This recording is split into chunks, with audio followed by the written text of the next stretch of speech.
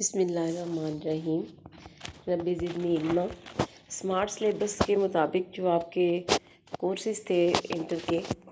الحمدللہ ان کا یہ لاسٹ ٹاپک ہے،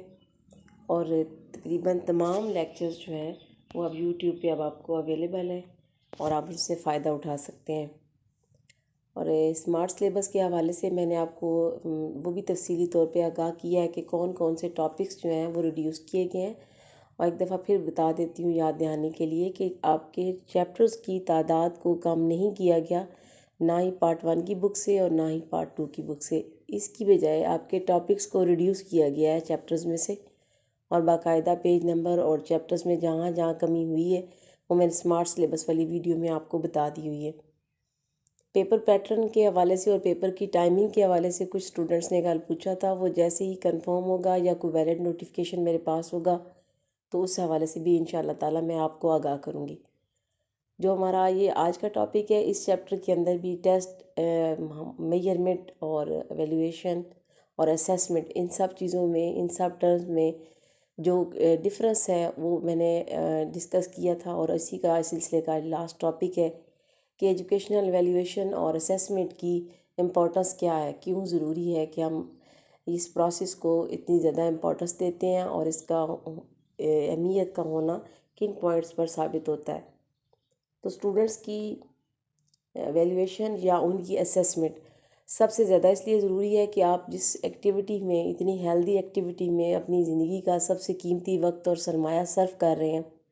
اپنی ذہنی، جسمانی اور مالی صلاحیتیں اس پر صرف کر رہے ہیں، اس کی چیک کرنا، اس میں آپ کی اچیومنٹس کو چیک کرنے کے لیے بہترین طریقہ اسیسمنٹ اور ایویلیویشن ہی ہوتا ہے۔ اور یہ میں آپ کی یاد دہانی کے لیے پھر ریوائز کروا رہی ہوں کہ ایویلیویشن جو ہے وہ بگر ٹرم ہے، جس کے اندر آپ کی ساری چیزیں، صلاحیتیں اور ان کی صلاحیتوں کی اندر آپ کے ویریشن جو انڈیویجول ڈیفرنسز کی وجہ سے ہے، ان سب چیزوں کو دیکھا جاتا ہے۔ اور یہ کسی بھی مہارت میں، کسی بھی اسکل میں دوسرے اسٹوڈنٹ سے آپ کتنے ڈفرینس ہیں اس کا تعین کرنے کے لیے ضروری ہے کہ آپ کی ایویلیویشن کی جائے۔ کون اس کو سیکھ سکا ہے، کس نے بہترین سیکھا ہے اور کس نے صرف ایوریج پہ سیکھا ہے، اس کو چیک کرنے کے لیے ایویلیویشن اسٹوڈنٹس کی ضروری ہے۔ اس کے علاوہ ایویلیویشن اور اسیسمنٹ اس لیے بھی ضروری ہے کہ اسٹوڈنٹ اس سے موٹیویٹڈ ہوتے ہیں۔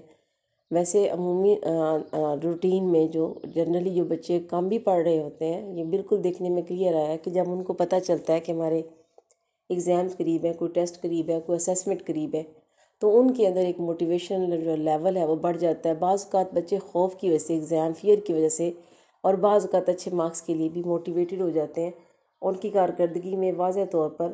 جو دیکھا گیا ہے پازیٹیو چینج آتی ہے، اور رفتار اور کیپیسٹی جو ہے وہ اچھی خاصی بڑھ جاتی ہے۔ اس کے علاوہ اسٹوڈنٹس کے درمیان میں جو کلاسیفیکیشن ہم کرتے ہیں، اس کلاسیفیکیشن کی بنیاد جو ہے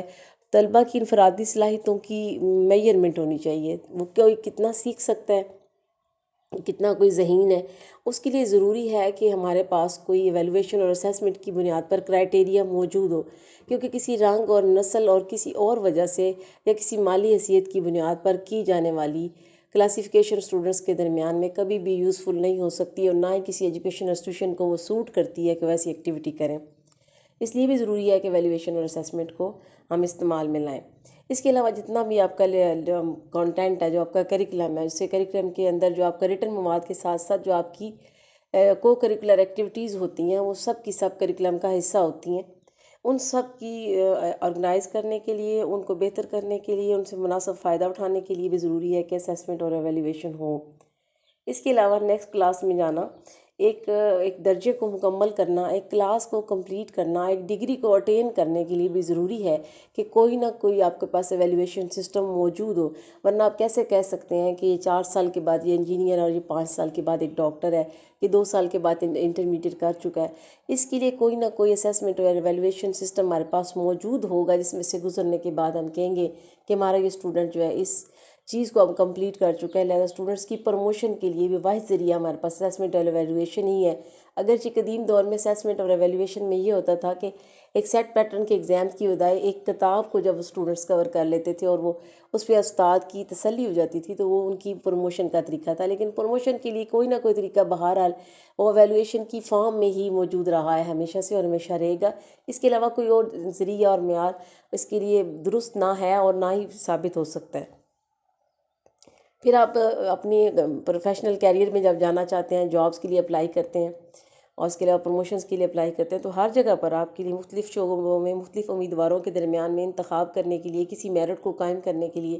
کسی کرائٹیریا کو قائم کرنے کے لیے پھر اگین ہمیں کدھر جانا پڑے گا؟ ایویلویشن اور اسیسمنٹ کی طرف ہی جانا پڑے گا۔ اس کے علاوہ جتنی بھی ہماری ریسرچ ہوتی ہیں،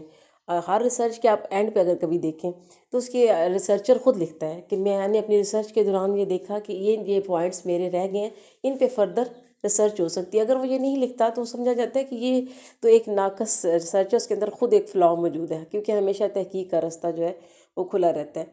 تو تعلیمی جائزے اور تحقیق سے حاصل شدہ مواد کو تعلیمی تحقیقات میں ہی پھر استعمال کیا جاتا ہے، اور ہر قسم کی بنیادی یا اپلائیڈ یا جو پریکٹیکل ایجوکیشن ہے اس کی تحقیق کے لیے جائزے کے ذریعے سے حاصل شدہ نتائج کو ہی استعمال کیا جاتا ہے۔ اینڈ پہ جتنی بھی فائنڈنگ ہوتی ہے وہ آپ کے سارے تھیسز ہو، آپ کا کوئی ریسرچ پیپر ہو، آپ کا کوئی آرٹیکل ہو، تو وہ کیا ہے؟ جائزہ ہے۔ اور being a human being and being a Muslim, الحمدللہ ہم سب کو بھی پتہ ہے at the day of the judgement وہ اللہ پاک کی ایویلویشن ہی ہوگی جس میں نیت تک کا اندراج ہوگا، اور اس ایویلویشن کی بنیاد پر ہم لوگوں کی حساب کتاب کے ذریعے سے ہمارے